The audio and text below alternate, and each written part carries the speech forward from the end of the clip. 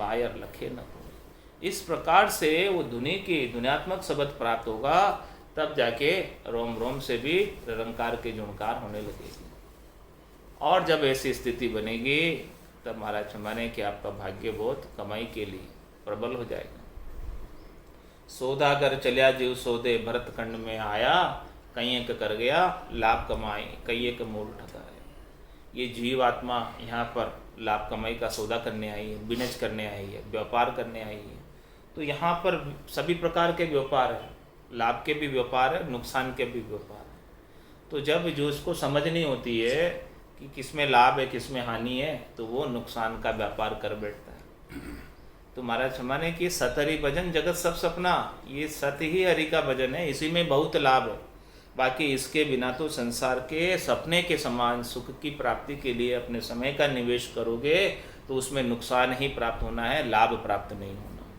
तो ऐसी ज्ञान कौन बख्शिश करता है कि भाई पूरा गुरु मिलिया साची सूझ पाई, रटो राम नामा अच्छी बिरियाई। अभी अच्छा समय है, सब कुछ सुख सुविधाएं प्राप्त है, सब कुछ साधन संपन्नताएं हैं आपके अंदर। शरीर परमात्मा ने मिनखा दे जो परम पद प्राप्ति के लिए आवश्यक है वो दिया है।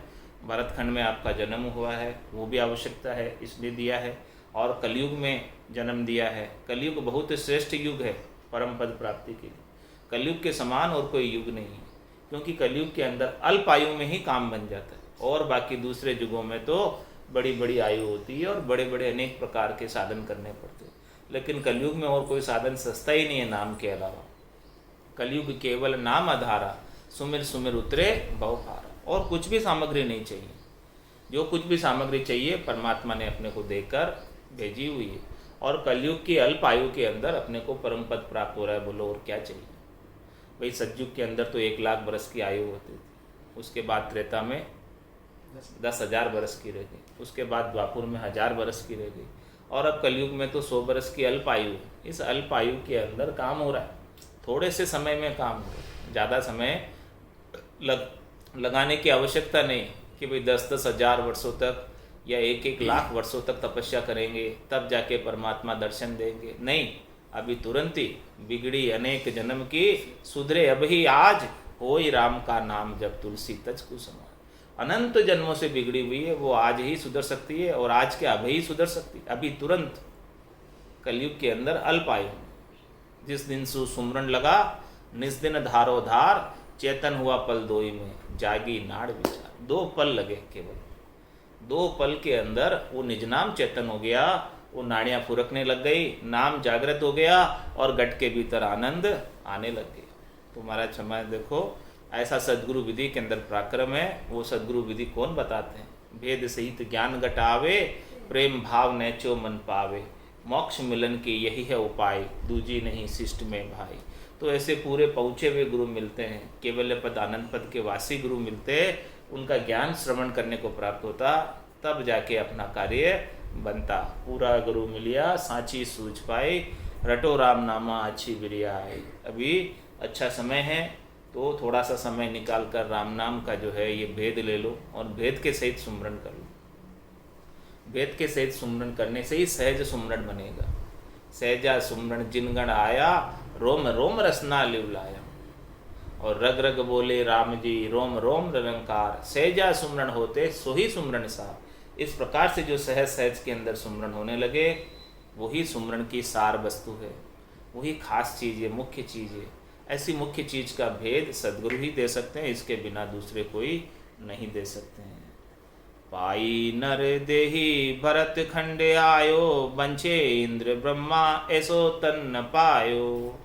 महाराज माने कि आपको निर्दयी मिली है, जिस निर्दयी की इच्छा ब्रह्मा जी भी करते हैं, जिस निर्दयी की इच्छा इंद्र भी करते हैं।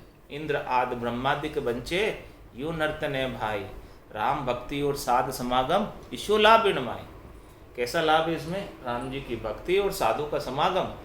ऐसा जबरदस्त लाभ इस नर्तन में है जिसकी इच्छा ब्रह्मा जी भी करते हैं। ब्रह्मा विधाता रचे तन्न सोई, मिनखा दे अंशे कहो कारण न मोहि। अरे भाई, ब्रह्मा जी जैसे बड़े विधाता जो सभी तनों की रचना करते हैं, वो भी मिनखा दे की इच्छा कर रहे हैं, इसका क्या कारण है? वो स्वयं निर्माता निर्देशक अपना मिनखा दे चाह रहा, इसका क्या कारण? ये तो सोचो।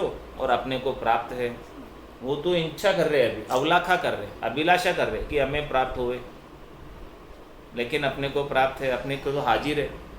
वो तो वायदे की बात कर रहे हैं, फ्यूचर की बात कर रहे हैं कि हमें जब प्राप्त होगी तब हम करेंगे, लेकिन अपने पास तो अभी हाजिर है। तो इस हाजिर का उपयोग कर लो। हाजिर चीज़ का उपयोग नहीं करोगे, जब तक वर्तमान क्षण को नहीं सुधारोगे तब तक भविष्य सुधरने वाला नहीं। हाजिर सु हाजिर खड़ा, जब देखो तैयार, गाफिल गेला ज्ञान बिन कुटीजे संसार। ये संसार पूरा गाफिलता के अंदर कुटीज रहा है। किससे कुटीज रहा है? जम से कुटीज रहा है। जमराज सबको बार बार जन्म और मृत्यु में डाल रहा है। ऐसे ज्ञान के अभाव में, सदगुरु के ज्ञान के अभाव में ये पूरा संसार बार बार जन्म और मरण के चक्कर में आ रहा है। इसीलिए महाराज में इस प्रकार का चक्र यदि छुटाना है तो अभी अवसर है, फिर इसके बाद ये अवसर मिलने वाला नहीं। चार जुगा बिच एक ही बारा, अवसर नर्तन पावे, सदगुरु मिलिया बिना जीव सुनना, फिर 84 जाओ। ये बड़ी मुश्किल से 4 युगों के अंदर अवसर प्राप्त हुआ है। सतयुग, त्रेता, द्वापर और कलयुग के सारे 43,20,000 वर्षों के बाद ये नर्तन मिला है, क्योंकि एक ही बार अवसर आता है ये चारों युगों में नर्तन प्राप्त करने का। तो 4 जुगा बीच एक ही बार अवसर नर्तन पावे, ऐसा अवसर, ऐसा नर्तन एक ही बार मिलता है 43,20,000 वर्षों में। तो कितनी दूरी पड़ जाएगी, कितना देर हो जाएगी। 4 जुगा बीच एक ही बार अवसर नर्तन पावे और सदगुरु मिलिया बिना, ऐसे सदगुरु मिले बिना, ऐसे सदगुरु का ज्ञान मिले बिना ये जीव सुना का सुना रह जाता है, रीता का रीता रह जाता है, खाली का खाली रह जाता है और वो परम आनंद को प्राप्त नहीं हो पाता। सदगुरु मिलिया बिना जीव सुना, फिर 84 जाए, फिर वापस 84 में चला जाता है, वापस 43,20,000 वर्षों तक इतनी यातनाएं सहन करेगा, गर्भवास के दुख देखेगा। 84 लाख जीवा जुड़ में कितने दुख है, सबका सहन करना पड़ेगा। तो इसीलिए महाराज हमारे कि अभी इस अवसर को हाथ से नहीं जाने दो। पाई नर देही भरतखंड आयो, बंछे इंद्र ब्रह्मा ऐसो तन्न पायो। दिवी सूच सारी लिया गर्भ वाचा, किया खोल हर्षु करो बोल साचा। इस प्रकार से महाराज फरमा रहे हैं कि दिवी सूच सारी, ऐसी सारी समझ दी है परमात्मा ने कृपा करके, और सदगुरु ने फिर और आगे समझा दी है। परमात्मा ने समझने की क्षमता दी है, अपने अंदर शक्ति दी है, और सदगुरु ने समझ दी।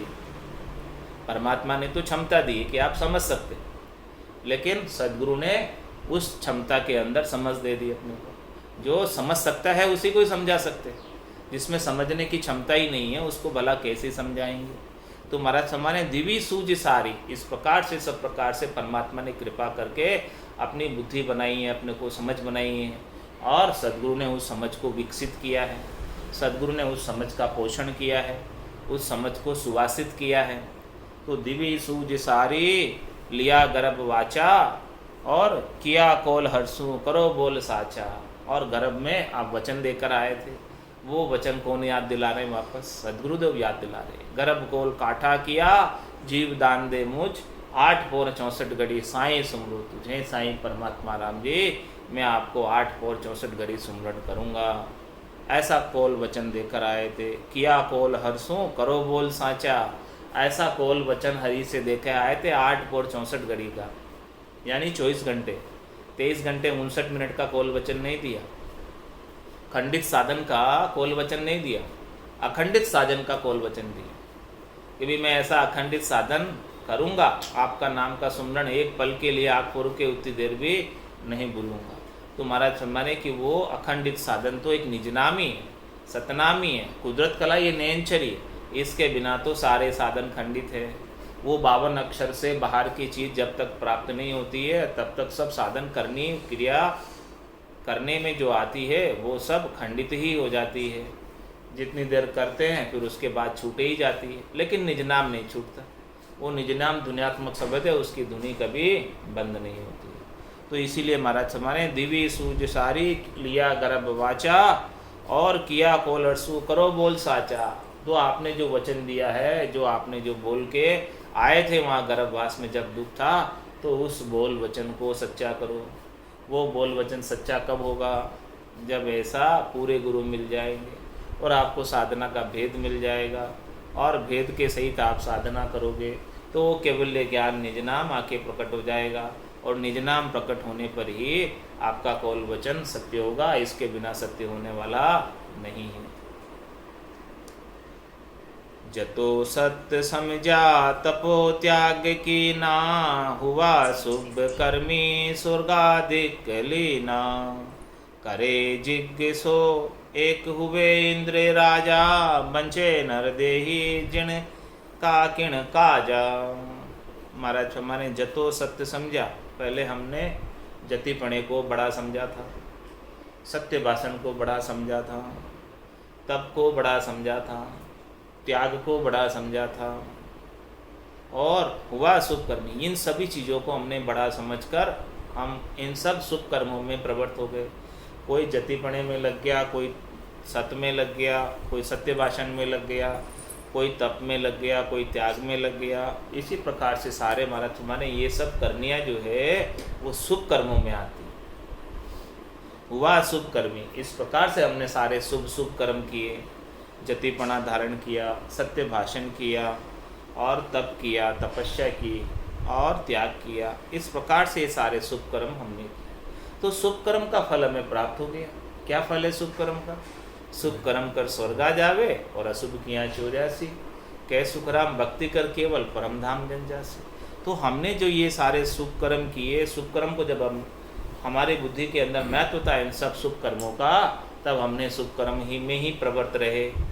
तो शुभ कर्म में ही प्रवृत्त रहने से हमें स्वर्गादि के लीना, हमें स्वर्ग आदि के सुख प्राप्त हो गए, स्वर्ग बैकुंठ आदि के सुख प्राप्त हो गए। लेकिन महाराज हमारे वो स्वर्ग और बैकुंठ के सुख भी स्थिर नहीं है, वो भी सारे मिट ही जाने वाले हैं, समाप्ति हो जाने वाले हैं, फूट ही जाने वाले हैं, हमेशा हमेशा नहीं न रहने वाले हैं। करे यज्ञ सो एक हुए इंद्र राजा। महाराज हमारे कि कोई 100 यज्ञ करे तब इंद्र की पदवी प्राप्त होती है। करे यज्ञ सो एक हुए इंद्र राजा, ऐसा राजा बनने के बाद, इंद्र बनने के बाद 100 यज्ञ करे तब तो इंद्र राजा हो। एक यज्ञ ही बड़ी मुश्किल से होता है, 100 यज्ञ कैसे करो? इतने सारे यज्ञ करके और फिर इंद्र राजा की पदवी पावे, और वहाँ उस पद पे जाके इंद्र राजा कहवे कि भाई हमको तो मिनखा दे चाहिए। बंछे नर दे जिनका किण काजा। इसका क्या कारण है? क्यों मांग रहे इंद्र राजा मिनखा दे, क्यों मांग रहे? उसका क्या कारण है? वो बात तो समझो।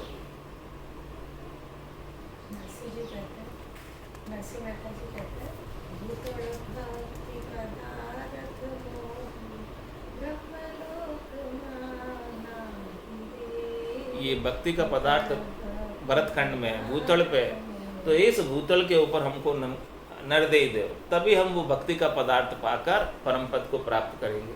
वो कहीं नहीं है ऐसा भक्ति का पदार्थ। और महाराज फरमाने ब्रह्मा विधाता रचे जीव सोई, मिनखा तन्न मांगे कहो अर्थ मोई। ब्रह्मा जी जैसे बड़े विधाता जो सभी जीवों की रचना करते, रचना का ओहदा किसके पास है? ब्रह्मा जी के पास। सभी जीवों का निर्माण करने का ओहदा, निर्माता कौन है? ब्रह्मा जी। सभी प्रकार के शरीर बनाने वाले, गढ़ने वाले कौन है? ब्रह्मा जी। हाँ, ब्रह्मा जी का नाम काम रचना करने का। तो ब्रह्मा विधाता रचे जीव सोई, 84 लाख प्रकार के शरीर को बनाने वाले ब्रह्मा जी जैसे विधाता। और मिनखा तन मांगे, वो स्वयं मिनखा तन मांग रहे, वो स्वयं कह रहे हैं परमात्मा से कि हमको भी मिनखा तन देना, ऐसी कीमती मिनखा दे, अमोलक मिनखा दे। कहो अर्थ मोह, इसका कारण तो समझाओ। क्यों मांग रहे ब्रह्मा जी, क्यों मांग रहे? इंद्र क्यों मांग रहा? इसका कारण तो समझाओ। क्या वहाँ सुखों की कमी है? स्वर्ग में सभी सुख हाजिर है। क्या ब्रह्मा जी के पास कोई दुख है? सभी सुख हाजिर है। फिर भी ब्रह्मा जी और इंद्र जैसे बड़े बड़े देवता ऐसा मिनखा तन मांग रहे, इसका क्या कारण? और वो मिनखा तन अपने को प्राप्त है तो अपन इसकी कीमत नहीं समझ रहे, इसका उपयोग सही तरीके से कर नहीं पा रहे, इसको अन्य कार्यों में ही श्वासा रूपी पूंजी को खर्च कर दे रहे। जिस उद्देश्य के लिए प्राप्त हुई थी उस उद्देश्य की पूर्ति नहीं कर रहे। 1 घंटे में 900 श्वास खत्म हो जाती है। 600 शेष 2100 श्वासा राम भजन के लेखे, एक रेण दिवस में ए तो दिवालो जासी जन्म अलेख। एक 24 घंटे के अंदर 21,600 श्वास निकल जाते हैं। तो महाराज भाई 24,600 श्वास, 21,600 श्वास 24 घंटे में निकल जा रहे हैं। इतना दिवाला पड़ रहा है रोज, इतना घाटा पड़ रहा है, इतना नुकसान हो रहा है, क्योंकि ये श्वासें प्राप्त हुई थी आपको राम भजन करने के लिए, और राम भजन तो किया नहीं। राम भजन बिन श्वासा जावे, सो सब रेत मिलाई, मन रे सिमिर सिमिर हलसाई, मन रे सिमिर सिमिर हलसाई। तो ब्रह्मा विदाता रचे जीव सोही, मिनखा तन्न मांगे कहो अर्थ मोही। इसका कारण समझाओ, क्योंकि महाराज फरमाने कि जीव ब्रह्म से ही वो आनंद ब्रह्म में जाया जा सकता, चिदानंद ब्रह्म से नहीं जा सकते, शिव ब्रह्म से नहीं जा सकते, पार ब्रह्म से नहीं जा सकते। उस आनंद ब्रह्म में, आनंद ब्रह्म में जाने का रास्ता केवल एक जीव ब्रह्म में है, और जीव ब्रह्म के अंदर भी मिनखा दही में, और मिनखा दही में भी सद्गुरु का ज्ञान प्राप्त होवे, केवल ज्ञान प्राप्त होवे तो है, इसके बिना। तो ये सारी रिक्वायरमेंट पूरी हो जावे, फिर भी कोई नहीं करे तो सूंझ मिली सद्गुरु मिलिया, मिलिया भजन का भेव, और शब्द पाए गाफिल रहे, तो क्या करेगी। आज पे ऐसी सब चीज़ें आपको, सारी रिक्वायरमेंट पूरी है मोक्ष में जाने की, लेकिन उन रिक्वायरमेंट का आप सदुपयोग नहीं करते। सभी चीज़ें हाजिर है, लेकिन आप उसका उपयोग नहीं करते। उपयोग नहीं करेंगे तो भला उस मोक्ष के मार्ग पर नहीं चलते, नहीं चलते तो कैसे प्राप्त होगा, कैसे मंजिल आएगी। इस प्रकार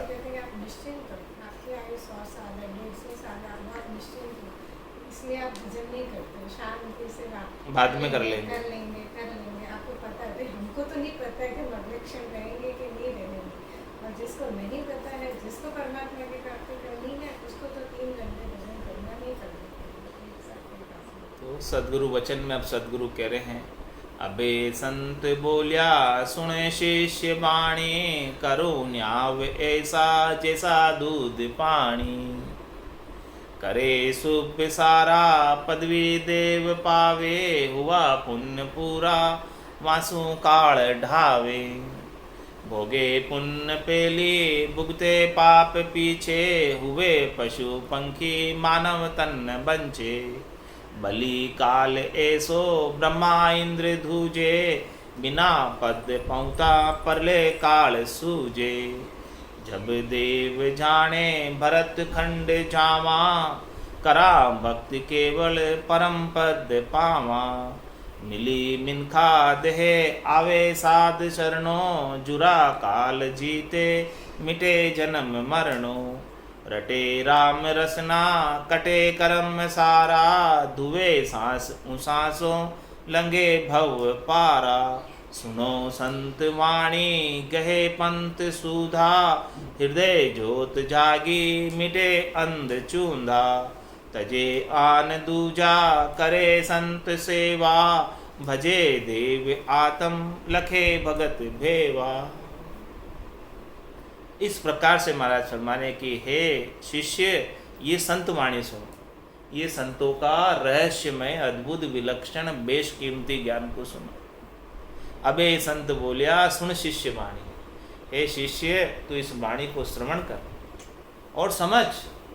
इस वाणी के अंदर किसी की निंदा नहीं की, कोई शुभ कर्म करने के लिए आपको मना नहीं कर रहा, आपकी इच्छा है तो करो। हम तो उनका पहुँच पराक्रम बता दे रहे, भाई शुभ कर्म करने से क्या प्राप्त होने वाला है वो हम आपको बता दे रहे। करो न्याय ऐसा, हमारे तो न्याय की बात कर रहे हैं, तथ्य की बात बता रहे कि भाई तथ्य क्या है, वो करने से क्या प्राप्त होगा आपको, वो चीज़ समझ लो, फिर आपकी इच्छा है तो करो। हम थोड़ी रोक रहे हैं आप, हम तो कोई रोकने वाले हैं नहीं, हम तो बस आपको न्याय करके बता देते कि भाई देखो इसका ये फल है, इसका ये फल है, इसका ये फल है, अब आपको क्या फल चाहिए वैसे आप करो। हम तो किसी को कोई मना ही नहीं करते, हमारे लिए तो सब चीज़ें अच्छी है, सब शुभ है, और शुभ शुभ करे हमारे लिए तो सब वो दिन दिन के पात्र है। लेकिन सबसे ज़्यादा धिन्न वो है जो इस प्रकार से केवल की भक्ति करे, वो सबसे ज़्यादा धिन्न है। बाकी शुभ शुभ वो कुछ नहीं करे, उससे तो शुभ करे अच्छा है, कुछ तो करे वो। तो इस प्रकार से हम न्याय करके और दूध पानी का पूरा निर्णय कर रहे हैं कि भाई क्या तो दूध है, क्या पानी है, क्या सार है, क्या असार है, क्या शुभ है, क्या अशुभ है, क्या करना चाहिए, क्या नहीं करना चाहिए। वो सब चीज़ें अब आपको डिसाइड करनी है कि आपको क्या करना है, क्या नहीं करना है। हम तो निर्णय करके बता देते हैं कि इस प्रकार से इसका ये फल है। तो करे शुभ सारा पदवी देव पावे, हुए पुण्य पूरा वासु काल ढावे। इस प्रकार से महाराज सब प्रकार के शुभ कर्म करो, कोई मनाही नहीं, लेकिन वो सब शुभ कर्मों का फल है कि देवताओं के ऊंचे लोकों में स्थान प्राप्त हो जाता है, देवताओं की शरीर प्राप्त हो जाता है, तेज पुंज की काया प्राप्त हो जाती है। ये मलमूत्र की काया, इस कार्जिक काया को छोड़कर कार्णिक काया प्राप्त हो जाती है। इस कार्जिक काया के अंदर तो आप जैसा करते हो इसकी कमाई सब जगह होती है, लेकिन उस कार्णिक काया के अंदर तो केवल भोग योनि। वो कार्णिक काया क्या है? केवल भोग योनि। तो जो आपने कार्जिक काया में जैसा जैसा कार्य किया उस कर्मों का फल भोगने के लिए वो कार्णिक काया प्राप्त हुई। तो पुण्य भोगने के लिए ऐसी देवताओं की तेज पुंज की काया प्राप्त हो जाती है, वो कार्णिक काया है। उसके अंदर कर्म कर नहीं सकते नए, लेकिन भोग कर सकते। तो करे शुभ सारा पदवी देव पावे, इस प्रकार से देवताओं की पदवी प्राप्त हो जाती है और देवता वहाँ पर स्वर्ग में तेजपुंज की काया के माध्यम से सुखों का भोग करते हैं। और हुए पुण्य पूरा वासु काल ढावे, और फिर जैसे ही उनके सारे पुण्य पूरे हो जाते हैं भोग करते करते, भोग करने से पुण्य क्षीण होते हैं। तो महाराज हमारे इस प्रकार से भोग करते करते जब उनके सारे पुण्य पूरे हो जाते हैं तो वासु काल ढावे, उसे वापस काल जो है भेज देता है, वहाँ नहीं रखा जाता। यानी वहाँ पर भी स्वर्ग में भी अनिश्चित काल के लिए नहीं रह सकते। स्वर्ग में 3 लोकों तक काल का साम्राज्य है। 3 लोक भवन चतुर्दश, एक काल को ग्रासा, सदगुरु मेहर बिना नहीं छूटे, जन्म मरण भव त्रासा। तो करे शुभ सारा पदवी देव पावे, हुए पुण्य पूरा वासु काल ढावे, उसे फिर वापस काल ढा देता है। और क्या करता है? भोगे पुण्य पेली भुगते पाप पीछे, हुए पशु पंखी मानव तन बंचे। इसीलिए पहले तो उनको वहाँ पे सुख प्राप्त कराए जाते हैं, सुख का आस्वादन दिया जाता है, सुख का भोग कराया जाता है। और फिर जो उनके पाप कर्म हैं, क्योंकि पुण्य करते करते पाप भी साथ में बंध जाते हैं, नहीं चाहते हुए भी जोड़े से पुण्य बंधेगा तो पाप भी बंधना ही बंधना है। तो भोगे पुण्य पेली भुगते पाप पीछे, फिर वापस पाप भोगने के लिए क्या बनाएंगे? हुए पशु पंखी मानव तन्न बंचे, उनको पशु पंखी बना दिया जाएगा, पशुओं की योनि दे दी जाएगी। वो पाप भोगने के लिए पशुओं की योनि है, पुण्य भोगने के लिए देवताओं की योनि है। सभी लोग बनेंगे, सभी पुण्य पाप नहीं भोगना पड़े, सभी पशु पक्षी बना देवता ही सब बनते हैं। तो हुए पशु पंखी मानव तन्न बंचे, अले बोले हमको पाप भोगने के लिए देवताओं को आगे की सुस्ती समझ होती, तो वो बोलते कि हमको देखो ऐसे पशु पक्षी की योनि में जाना पड़ेगा, हमारे पास इतने पुण्य हैं, तब तक तो हम यहाँ रह जाएंगे और ये सब पुण्य फूट जाएंगे, फिर पाप को भोगने के लिए ऐसे ऐसे पशुओं की योनि हमें प्राप्त होगी। इसीलिए वो अरदास करते हैं वहाँ पर परमात्मा से कि हमको मानव तन दे देना इस बार, ताकि मानव तन में हमारे जितने ये पाप है ना, इन सबको हम काट लेंगे। काटेंगे कैसे? केवल की भक्ति करके कट जाते हैं। जो संचित कर्म है, वो संचित कर्म जो है इस केवल की भक्ति के माध्यम से, भजन की ब्रह्म अग्नि के माध्यम से, ध्वन्यात्मक शब्द के माध्यम से बेकरनी के देश में जाकर कट जाते हैं, सब समाप्त हो जाते हैं, फिर उनको भोगने की आवश्यकता नहीं रह जाती। इसीलिए वो कहते हैं कि सबसे पहले अब तो आप हमको मिनखा दे देना, ताकि फिर हमको पशुओं की योनि में नहीं जाना पड़े, पाप को हम वहीं पाप को काट लेंगे।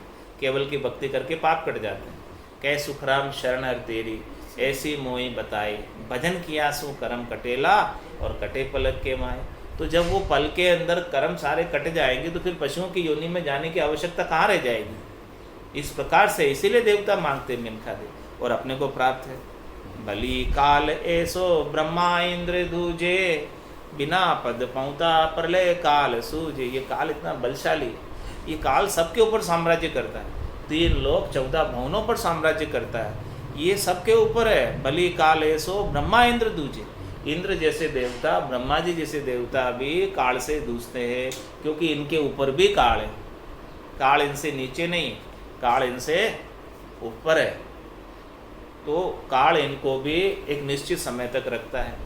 उस निश्चित समय के बाद उस ब्रह्मा जी के पद के ऊपर आसीन आत्मा को पद से उतरना पड़ता है। ये पद स्थिर है, इंद्र का पद स्थिर है, लेकिन उस पद पे जो आसीन आत्मा है उसको एक निश्चित समय तक वो पद प्राप्त होता है। जैसे यहाँ प्रधानमंत्री का पद 5 साल के लिए प्राप्त होता है, इसी प्रकार से इंद्र का पद एक निश्चित समय के लिए प्राप्त होता है, ब्रह्मा जी का पद भी एक निश्चित समय के लिए प्राप्त होता है।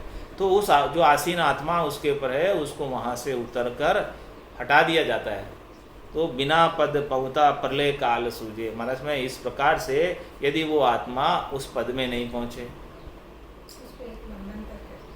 हाँ, तो उस पद में नहीं पहुँचे तो फिर उनको तो प्रलय काल सूझे, उनको फिर काल और प्रलय सब सूझता है भाई, उनको तो आगे की दिखती है, आगे की सूझती है उनको। तो इस प्रकार से उनको जो है सूझ रहा है कि हमें तो इस पद से हटा दिया जाएगा, तो अब हम क्या करेंगे फिर।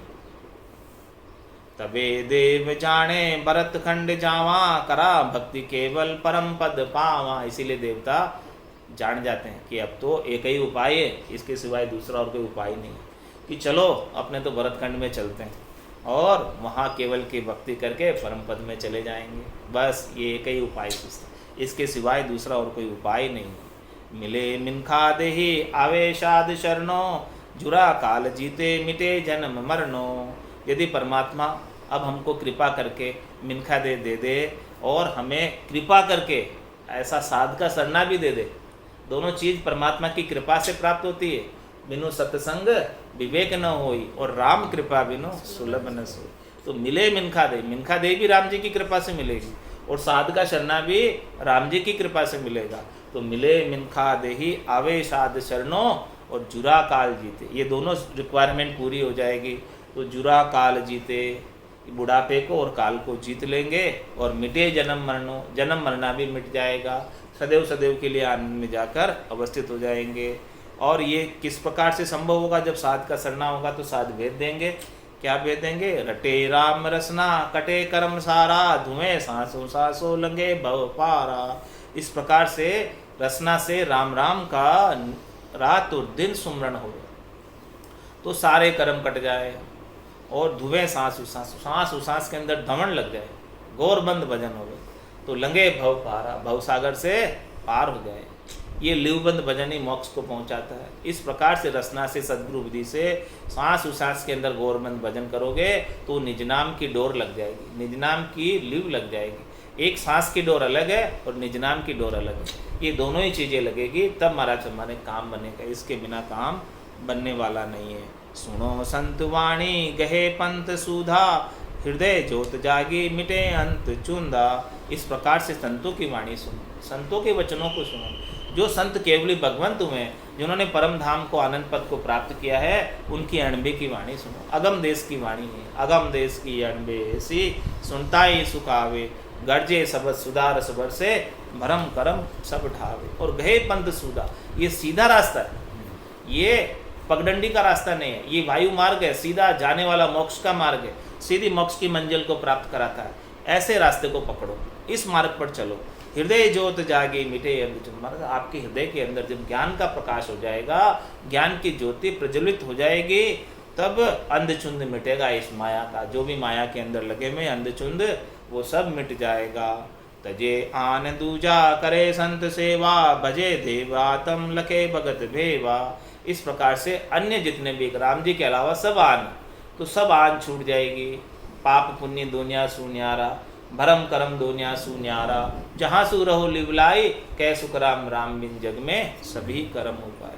तो तजे आन दूजा, शरीर संसार इंद्रियों वस्तुओं के सुखों की प्राप्ति, तीन लोकों में फलों की प्राप्ति, ये सब आन है। तो तजे आन दूजा करे संत सेवा। संत सेवा क्या? जो संतों ने ऐसा ज्ञान बख्शिश किया, उस ज्ञान के अनुसार साधना करनी। करे संत सेवा भजे देव आत्म, इस प्रकार से आत्मदेव का भजन करे। और लखे भगत भेवा, इस प्रकार से भक्ति का भेद धारण करे और भेद से भक्ति करे, तभी जाके परम पद को प्राप्त होंगे। मन रे सिमिर सिमिर हल साई रे, मन रे सिमिर सिमिर हल साई। राम भजन बिन श्वासा जाए, राम भजन बिन श्वासा जाए। सो सब रेत मिलाई रे, मन रे सिमिर सिमिर हल साई रे, मन रे सिमिर सिमिर हल साई।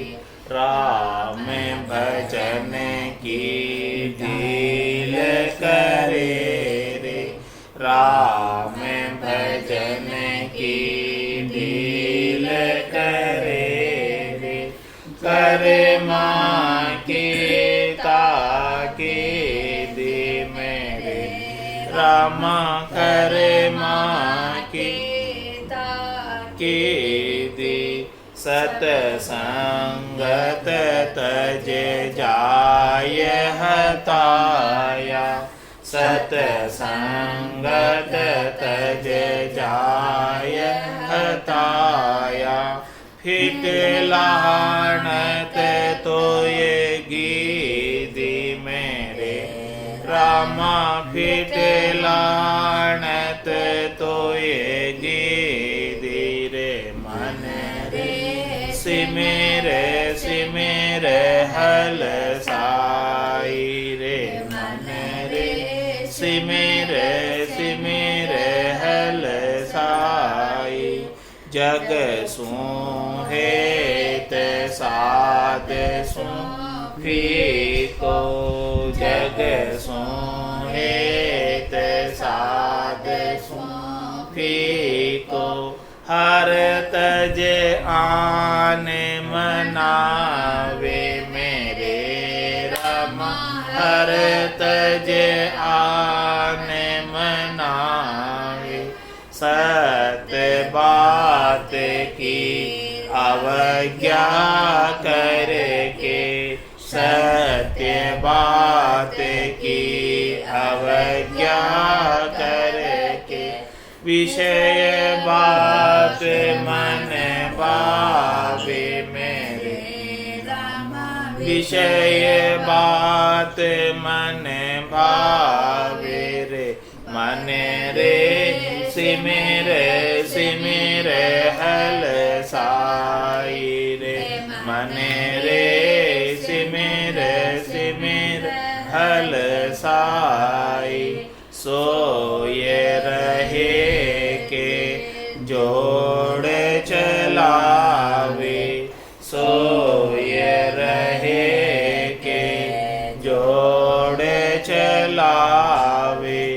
कहाँ मुन गहे मन माए मेरे रामा कहाँ मुन गहे मन माई कह सुख राम दीर्घ मन तो ने कह सुख राम दीर्घ मन तो ने राम रटे क्यों नाही मेरे रामा राम रटे क्यों नाही रे मन रे सिमेर हल साई रे मन रे सिमेर हल साई बोलो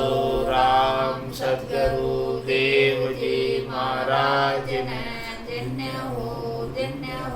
परम दयाल सतगुरु सुखराम जी महाराज ने धन्य हो अनंत श्री सतगुरु सुखराम जी महाराज के ज्ञान सत्स्वरूप भगवान ने धन्य हो केवली भगवंता ने धन्य हो जीवा तारण जहाज ने धन्य हो मोक्ष के मालिका ने धन्य हो अनंत कोटि संता ने धन्य हो राम सभा में राम